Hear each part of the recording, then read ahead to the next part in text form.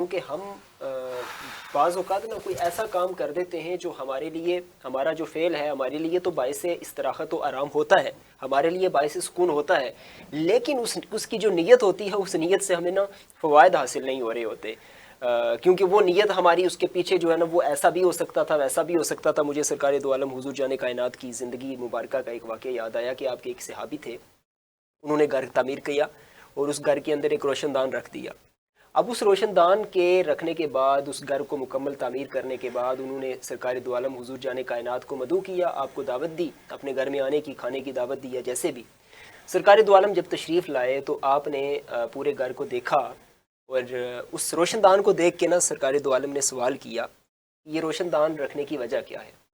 تو صحابی عرض کرنے لگے، یا رسول اللہ صلی اللہ علیہ وسلم، اس کو رکھنے کی وجہ یہ ہے کہ باہر سے ہوا آتی ہے، اور یہ جو ہوا کا ایکسچینج ہونا ہے، اس سے گھر میں جو ہے وہ کیا ایک تازگی رہتی ہے، اور گرمیوں کے لیے بڑی ایک اچھی چیز ہے اس روشن دان کو۔ اور دوسری انہوں نے بات کی کہ روشنی بھی آتی ہے، تو یہ روشنی روشن دان کی وجہ سے اور ہوا کا آنا جانا، یہ تو سرکار دو عالم حضور جان کائنات نے مسکرا کے فرمایا کہ میرے صحابی، اگر تمہاری نیت یہ ہوتی کہ اس روشن دان سے اذان کی آواز آئے گی اور میں وہ سن کے مسجد کی طرف دوڑوں گا، تو شاید یہ کہا جا سکتا تھا اور یہ یقین کیا جا سکتا تھا کہ یہ جب تک تمہارا گھر ہے، تمہارا یہ جو روشن دان ہے اور اس روشن دان کی جو لکڑی ہے، جب تک یہ رہے گی تب تک اللہ رب العزت تمہیں اس کا ثواب دیتا رہے گا۔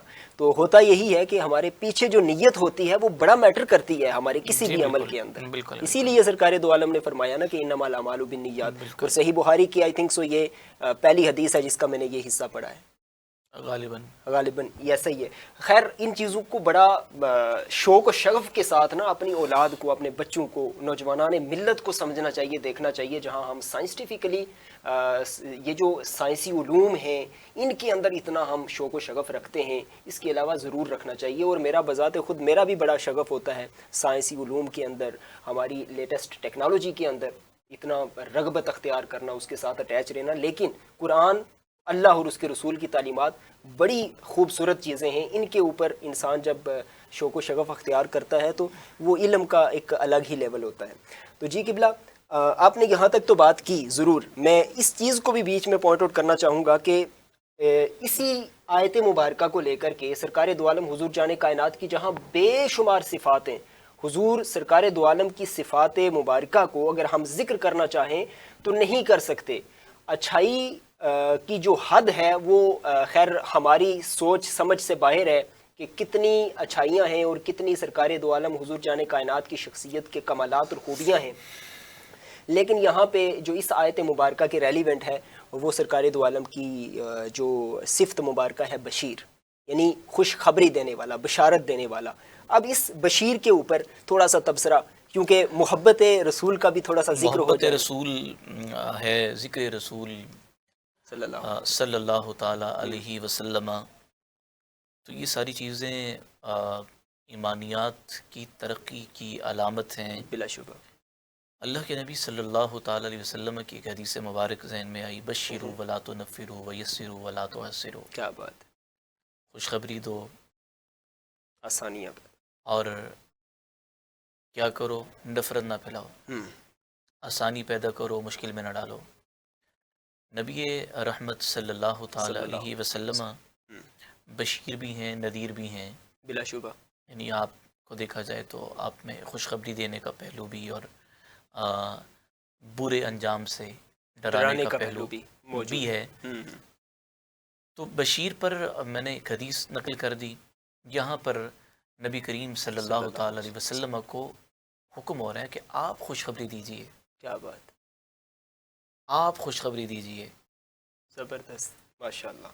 شروع میں سورہ بقرہ کے اگر ہم دیکھیں، اَأَنذَرْتَهُمْ، تو ڈرا یا نہ ڈرا، یعنی اے محبوب آپ ڈرائیں نہ ڈرائیں، یہ ایمان نہیں لے کے آئیں گے۔ نہیں لانے والے، بے شک، یہ ہم اب وہ ذکر تو کر بھی تھا چکے۔ منافقین کے بارے میں، جی۔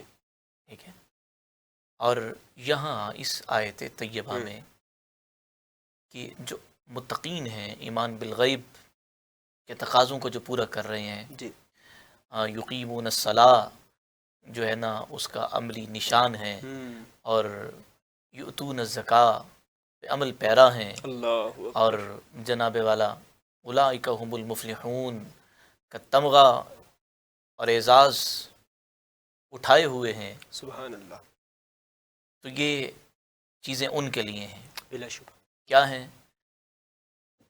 ان لہم جنات، ان کے لیے باغات ہیں. اللہ. آج دنیا میں دیکھا جائے جو آدمی جتنا مالدار ہوتا ہے، اچھے گھر اور اچھی سواری، یہ دنیا میں بھی اللہ کی نعمتوں میں سے نعمت ہیں، بلا شبہ. بشرطے کہ آدمی عمل صالح کر رہا ہے، اور پھر اللہ جل وعلا دنیا میں بھی نواز دیں تو کوئی ایسی اچنبے کی بات نہیں ہے، اور نہ ہی ہم اس کو حقارت کی نگاہ سے دیکھیں، دنیا دار ہے، یہ فلاں ہے فلاں ہے. لیکن عموماً یہ ہوتا ہے کہ اگر ہم دنیا میں رہتے ہوئے پوچھیں کسی سے، کسی نوجوان سے، تو وہ کہتے ہیں یار اچھا پڑھوں گا، اس کے بعد ایک نوکری کروں گا، اس کے بعد پھر ایک گاڑی لوں گا، پھر ایک گھر لوں گا.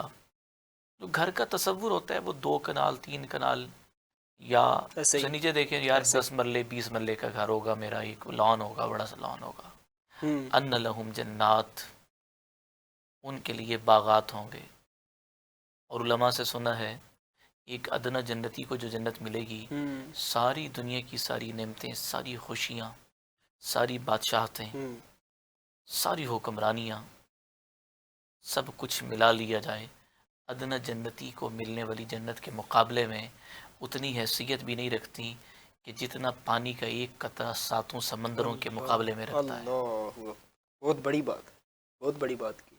کہ ان لہم جنات تجری من تحت الانہار سارعوا الی مغفرۃ من ربکم وجنۃ عرضها کعرض السماء والارض اعدت للمتقین. سبحان اللہ. پیچھے ہے جہنم کا ذکر تھا تو اعدت للکافرین، پھر جنت ہے اعدت کیا للمتقین، بات، کیا بات، تقوی والوں کے لیے ہے.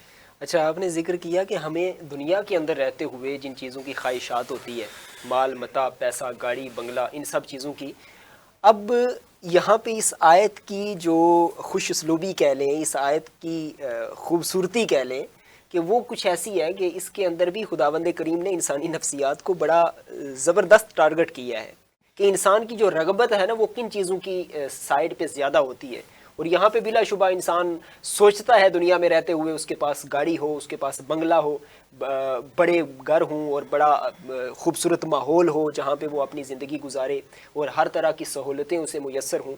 اور پھر اس کے بعد یہاں پہ ازواج کا بھی ذکر آیا ہے، بیویوں کا بھی ذکر آیا ہے. اب اس کو بھی آپ نے ڈیفائن کرنا ہے، چونکہ یہ وہ چیزیں ہیں جو ہماری شاید، چونکہ ہم بھی اسی معاشرے سے تعلق رکھتے ہیں، ہم بھی جو ہے وہ اس نوجوانان ملت سے بھی ہمارا جو ہے وہ ایک ڈائریکٹلی واسطہ ہے، اور ہم خود بھی ایک اس سٹیج سے، عمر کے اس حصے سے گزر رہے ہیں جو کہ جوانی کی عمر ہوتی ہے.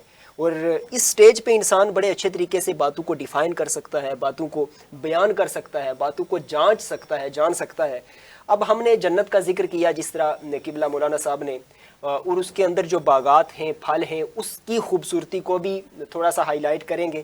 لیکن اس کے بعد بیویوں کا، ازواج کا جو ذکر ہے اس کو بھی کرنا ہے. اور آپ کی مسکراہٹ سے مجھے لگ رہا ہے کہ آپ کے پاس جو ہے نا وہ یہ کافی سارے نکات ہیں بیان کرنے. دیکھیں نکات کی بات مجھے اپنا محترم مفتی طارق مسعود صاحب حفظ اللہ تعالی، جب آپ نے ازواج کا ذکر کیا نا تو مفتی صاحب کا وہ ایک چہرہ میرے سامنے آ گیا. ٹھیک ہو گیا. بہرحال ہم نے چونکہ اس آیت طیبہ پر بات کرنی ہے، وَلَهُمْ فِيهَا أَزْوَاجٌ مُطَهَّرَةٌ، لیکن میں یہ سمجھتا ہوں کہ پہلے جو پھل ہیں، پھل کا میں تھوڑا سا ذکر کرتے ہوئے پھر میں اس طرف آتا ہوں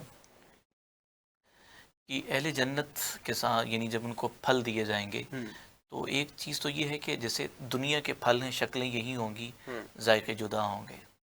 دوسری چیز یہ ہے کہ وہاں رہتے ہوئے ایک دن، یعنی ایک ہی پھل کھایا ہوگا تو دوسرے دن تیسرے دن اسی پھل کا ذائقہ جدا ہوگا. اچھا کیا بات ہے. اور رب العالمین نے ثمرات کلما رزقوا منہا من ثمرۃ الرزق، اب دیکھیں کہ پھل بطور غذا تو ہے ہی ہے، لیکن بطور لذت کے ہے. کیا بات ہے. ایک عام آدمی، یعنی اس کو روٹی دی جائے، گندم کی روٹی ہے، سالن ہے، کھاتا ہے پیٹ بھرنے کے لیے، لیکن اگر اس کے سامنے کوئی تازہ موسمی پھل لایا جائے تو بھوک تو مٹتی ہے لیکن لذت بھی حاصل ہوتی ہے. زبردست.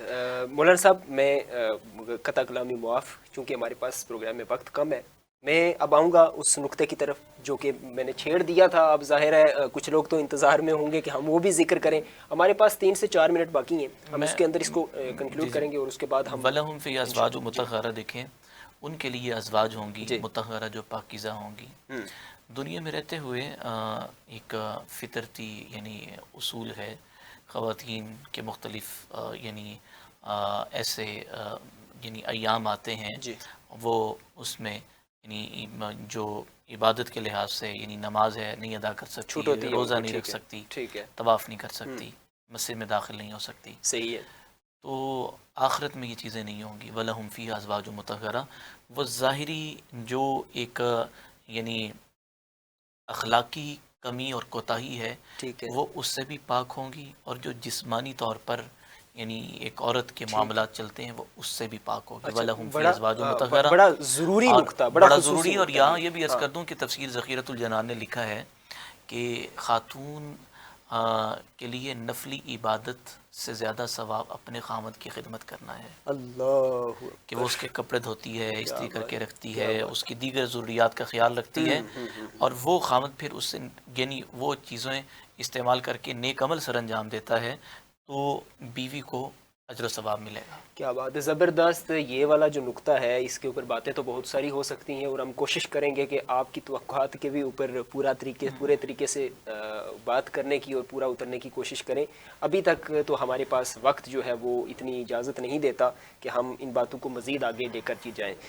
یہاں پہ جو بات ہوئی اس کو ان شارٹ یہی کہیں گے کہ ہر ایک کو اپنی اپنی ذمہ داریوں کو سمجھنا ہے، زندگی کو خوبصورت بنانا ہے، لیکن لیکن لیکن یہ ساری خوبصورتیاں، یہ سارے جو انعامات اور اکرامات کا ذکر ہوا ہے خداوند کریم کی جانب سے، وہ آخرت کے حوالے سے ہے. یہ ساری چیزیں اس کے بعد اس کے جو ہمیں اس دنیا کے اندر جو زندگی ملی ہے، اس زندگی کے بعد جو ہمیشہ رہنے والی زندگی ہے، یہ اس کے اوپر ذکر کیا گیا ہے، اس کا تبصرہ کیا گیا ہے. اس کے لیے جو شرط رکھی گئی ہے ناظرین کرام، اس کو ضرور مد نظر رکھیں، اس کو ضرور اپنی نظر میں رکھیں کہ یہ ہے اہل ایمان کے لیے. اور پھر اہل ایمان تک ہی بات ختم نہیں ہوئی، اور ایمان کرنے والے وہ ایمان لانے والے وہ لوگ جو عمل صالح اختیار کریں، جن کے اعمال اچھے ہوں، جن کے افعال اچھے ہوں، جن کے زندگی میں رہتے ہوئے اپنے طور طریقے اور اپنی زندگی کے اندر رہتے ہوئے جتنے آپ کے حقوق اللہ اور حقوق العباد کے سلسلے ہیں ان کو آپ نے بہترین طریقے سے مزین و معطر کیا ہے. پروگرام سے فی الوقت اتنا ہی. انشاءاللہ اگلے پروگرام میں ملاقات ہوگی نئے عنوان کے ساتھ، اور بڑی خوبصورت باتیں اور دلچسپ باتیں تو ہیں ہی قرآن کی، ان کو ہم ضرور آپ کی سماعتوں کی نظر کرتے رہیں گے. تب تک کے لیے اپنے میزبان ذیشان سلیم کو دیجیے اجازت. اللہ حافظ، اللہ نگہبان.